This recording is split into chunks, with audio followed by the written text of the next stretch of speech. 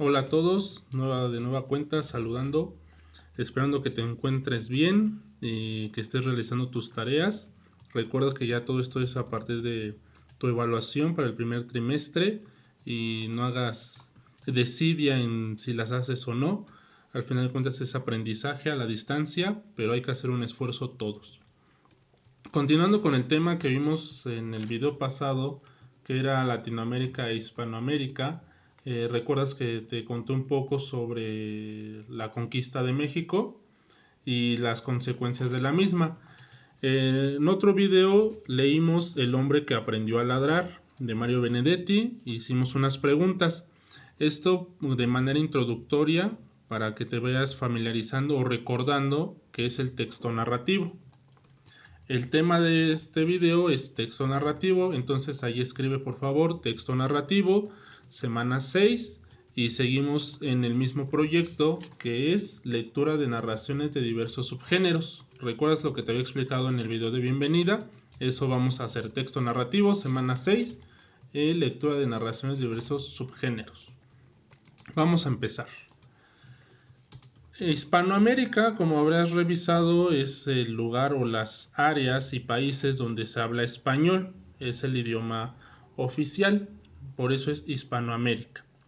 De aquí sale un concepto importante que es lenguaje. El lenguaje es la capacidad propia del ser humano para expresar pensamientos y sentimientos por medio de la palabra. Eso es el lenguaje. Pensamientos y sentimientos. Quédate con esas dos palabras porque es lo que expresamos día a día a lo largo de nuestra vida. Una frase de alguno de mis maestros de la normal nos llegaba a decir que el lenguaje nos ayuda a explicar el mundo.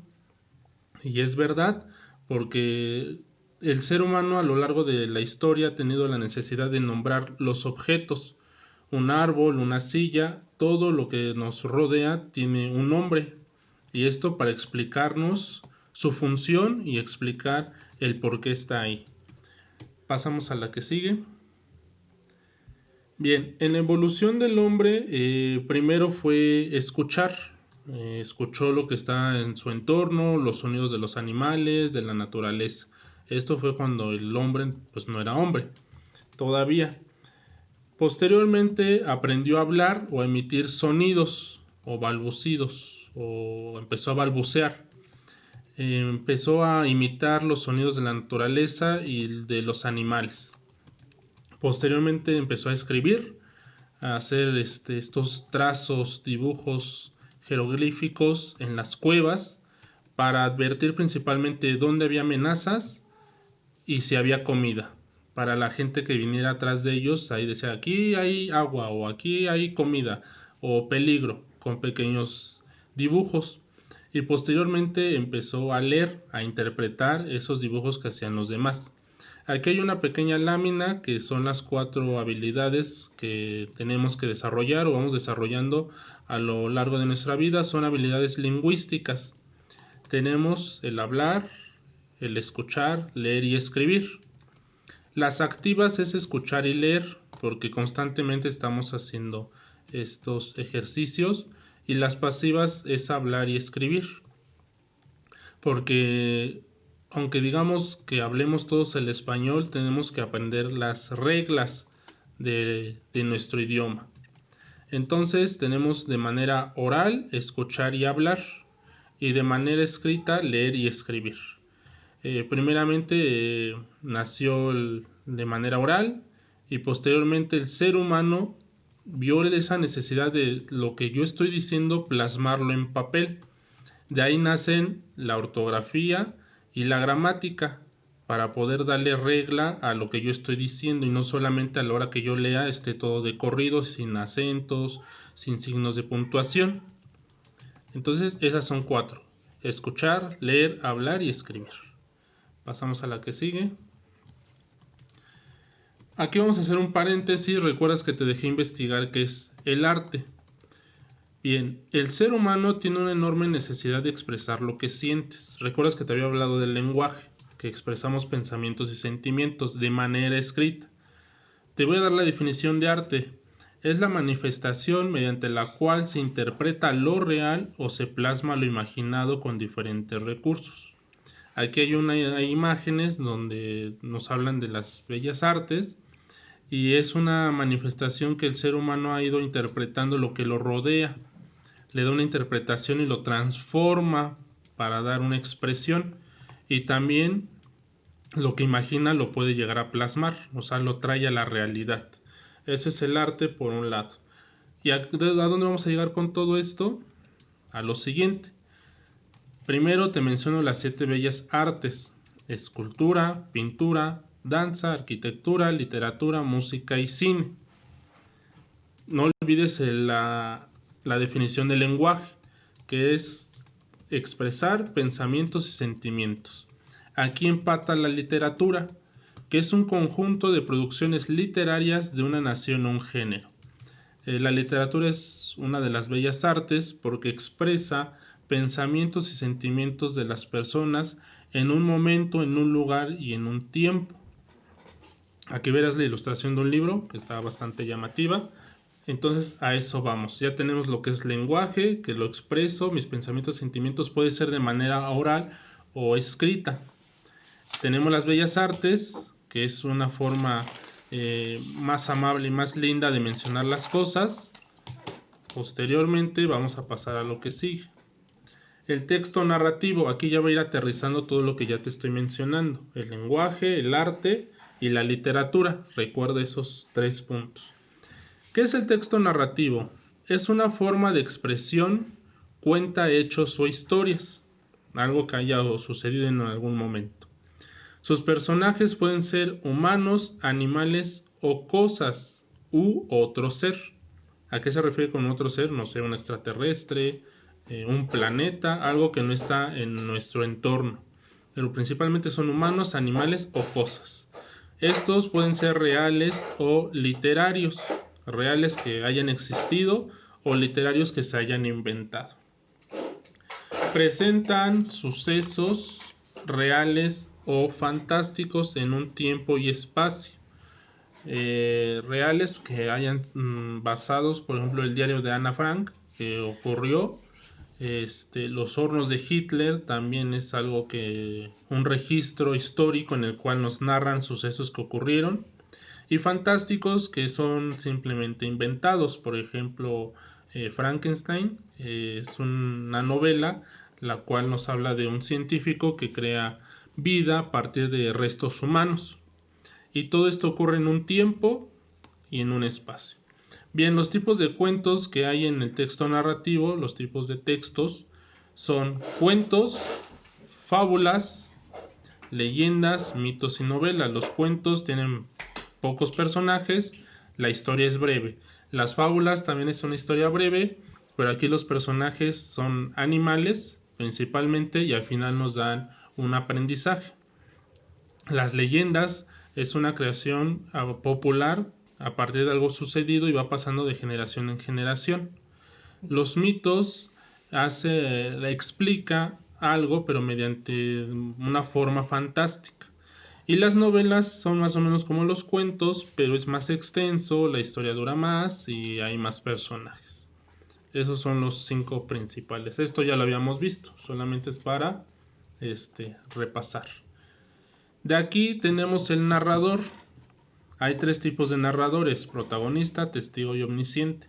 El protagonista es el personaje principal, nos cuenta cómo es que vivió su historia en primera persona. El testigo, alguien más cuenta la historia a partir de lo que vio u observó, se narra en segunda persona.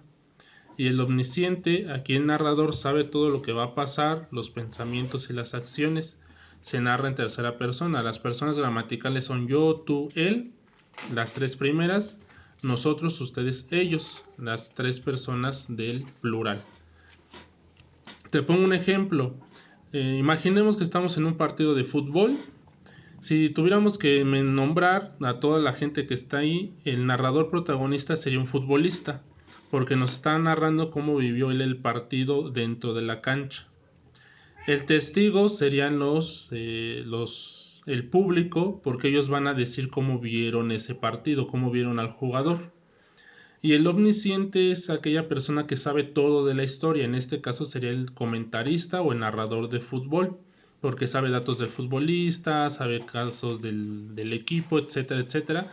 Entonces el omnisciente sería un comentarista porque él está viendo todo, está viendo al protagonista y está viendo al testigo. Eso de manera general. La estructura es el planteamiento, se presenta a los personajes y la problemática que se va a enfrentar. En el nudo es donde se desarrollan todas las acciones y se da el momento del conflicto. Entran ambas partes, tanto buenas como malas. Y el desenlace es la solución del problema y conclusión de la historia, si es que se llegó a resolver, si no, pues se deja inconcluso la problemática. Eso es la estructura, planteamiento, nudo y desenlace. Esto también ya lo habíamos visto. Es para reafirmar. Vamos a ver rápidamente la página 20 de tu libro. Aquí hay una foto. Pero si tú lo tienes y lo quieras leer mejor, toma tu libro, ábrelo en la página 20 y vamos a ver el 3.2 que dice: lee las siguientes recomendaciones para que elijas las novelas que te gustaría leer. Aquí simplemente nos habla de varios personajes y de novelas que han ido escribiendo. Tenemos novelas a partir de 1948, más o menos. Luego pasamos a los 50s y 60s. Tenemos abajo las corrientes literarias cultivadas en Latinoamérica en los siglos XX y XXI. El realismo, que se desarrolla en Hispanoamérica y es principalmente los protagonistas suelen comportarse como pícaros y casi no muestran cambios de personalidad. O sea, es un personaje lineal, no muestra mayores emociones y no hay mayor evolución en él. El criollismo, decepcionados del ideal europeo después de las guerras mundiales, los escritores comienzan a tratar temas propios de su tierra y las condiciones. Aquí en el criollismo ya los escritores hablan de sus lugares de origen o de su nación. Tenemos autores como Rómulo Gallegos, Horacio Quiroga, Martín Luis Guzmán, que son autores latinoamericanos. Horacio Quiroga tiene un cuento muy bueno que es El almohadón de plumas, en el cual nos cuenta una historia bastante interesante entre el terror y el drama, si es que te gusta. Y luego pasamos al cosmopolitismo. Al contrario del criollismo, a los escritores cosmopolitas les interesa la vida en las grandes ciudades, ¿sí? Las vanguardias. O sea que es, en ese momento te estoy hablando de 1900, más o menos, 1940, 1950, y era donde en las ciudades se dio un boom en la cuestión de transporte, que ya había luz eléctrica y edificios, construcción de grandes edificios. Todo esto es para que lo tengas en cuenta. El realismo mágico, como parte del cosmopolitismo, esta corriente desarrolla la fantasía del misterio y el surrealismo. El surrealismo es algo que pasa no en la realidad, sino por debajo, entre la imaginación y la fantasía. Aquí nos muestra grandes historias de grandes escritores. Tenemos a Gabriel García Márquez, Julio Cortázar, Juan José Arreola, el cual vamos a revisar. Entonces recuerda esta parte. Y algunos son mexicanos, otros cubanos, colombianos. Aquí en esta parte hay mucho esplendor en los escritores. El boom se refiere al auge comercial de los escritores hispanoamericanos, o sea, sus obras ya se empezaron a vender ya no solamente en América, sino ya llegaron a Europa y a otros continentes. Por eso se llama el boom, porque ya el mundo empezó a voltear de este lado del continente y a ver que se estaban haciendo grandes obras y grandes escritos. Hay un escritor que se llama Rubén Darío, el cual sus obras llegaron hasta editar en chino y en japonés por el gran Real Sequetú. Entonces aquí está, ahí para que revises bien el texto. Y narradores de finales del siglo XX y principios del XXI. Entonces varios escritores del boom alcanzaron a vivir y publicar todavía, o sea, seguían escribiendo, no se detuvieron. Hay muchos escritores que cuando empezaron estos movimientos siguieron escribiendo hasta prácticamente el final de sus días. Entonces te recuerdo página 20-21 para que lo leas con calma, porque aquí no se alcanza a ver bien, pero para que tengas ahí la información.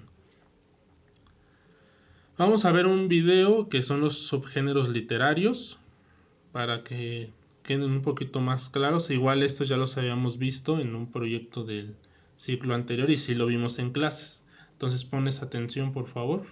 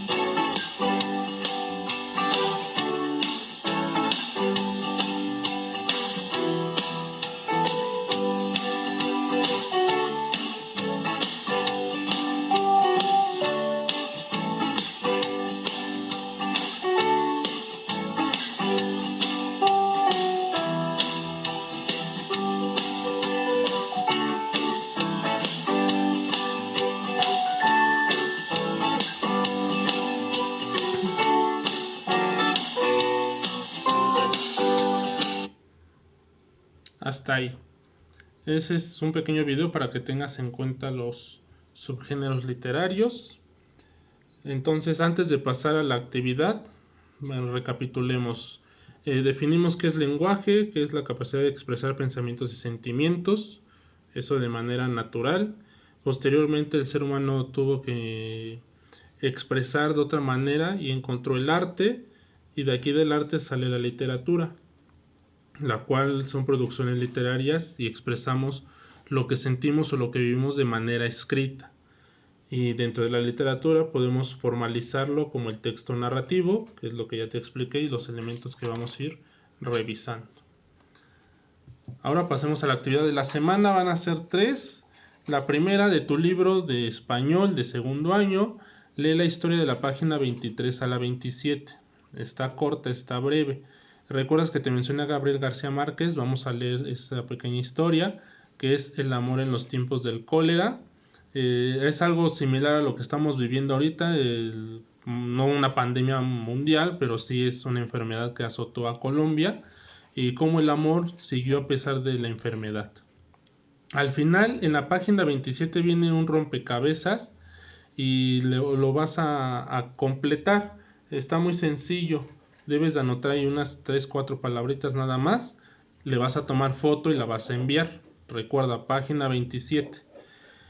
Número 2. En 10 renglones, o de 8 a 10 renglones, escribe de lo que trató la historia. La misma historia de la 23 a la 27. Vas a escribir de qué trató. Y por último, de la página 38 vienen 3 cuadritos, azul, rosa y amarillo. Están muy breves. Los vas a copiar, por favor, en una hoja, y todo esto le tomas foto o lo haces en un documento. Lo del libro sí le tendrías que tomar foto y ya me lo mandas en un documento. Si llegas a tener dudas, escríbelo ahí en comentario en privado y yo te responderé. Si tardo en responder, una disculpa, pero recuerda lo que te mencioné, va a ser en las mañanas y por la tarde noche. ¿Sí? Te mando un saludo, síguete cuidando y nos vemos en la próxima. Bye.